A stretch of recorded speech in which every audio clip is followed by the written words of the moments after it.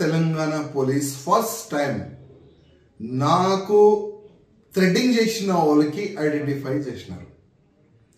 దాదాపు నేను కార్పొరేటర్ ఉన్న సమయం నుంచి నాకు బెదిరింపు కాల్స్ వస్తున్నాయి. వందల కంప్లైంట్ ఇచ్చిన, కానీ ఒక్క కంప్లైంట్ పైన కూడా సరైన ఎంక్వైరీ జరగలేదు. నేను కంప్లైంట్ ఇవ్వాలి, దానికి ఎఫ్ఐఆర్ కావాలి, మళ్ళా ఆ ఎఫ్ఐఆర్కి నాకు తెలియకుండా క్లోజ్ చేయాలి. ఇదే మన పోలీసు వాళ్ళు చేసినారు.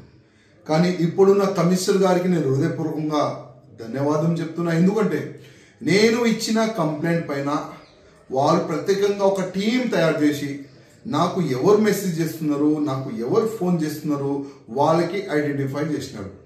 ఒకప్పుడు చంద్రాయన్ గుట్టలో ఉండేది, ఆయన పేరు మొహమ్మద్ కాసిం. చంద్రాయన్ గుట్టలో ఉండి ఆయన దుబాయ్ వెళ్ళిండు, దుబాయ్ నుంచి కోయత్ వెళ్ళిండు, అక్కడ సెట్ అయిపోయాడు.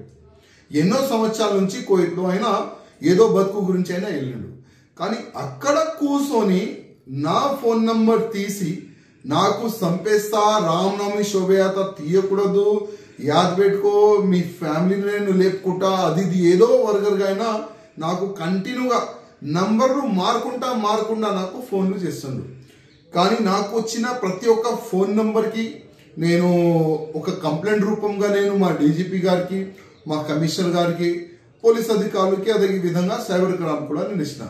కానీ ఇవాళ నాకు నేను మీడియాలో చూసిన రాజా సింగ్కి ఫోన్ చేసి బెదిరిస్తున్న ఆ వ్యక్తికి ఐడెంటిఫై చేసినారు పోలీసు వాళ్ళని. ఆ ఒక న్యూస్ చూసిన చాలా హ్యాపీగా నేను ఫీల్ అయినా.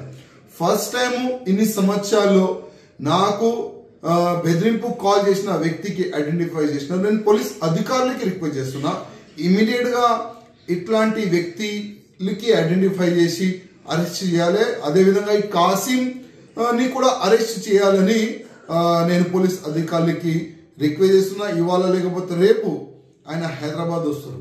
హైదరాబాద్ వచ్చిన తర్వాత ఆయనకి ఎట్టి పరిస్థితుల్లో అరెస్ట్ చేయాలి. లేకపోతే ఇక్కడ నుంచి ఒకవేళ పాసిబుల్ ఉంటే కోయత్ కూడా ఒక టీంని పంపించి అరెస్ట్ చేసి తీసుకొని రావాలని నేను పోలీస్ అధికారులకి రిక్వెస్ట్ చేస్తున్నా.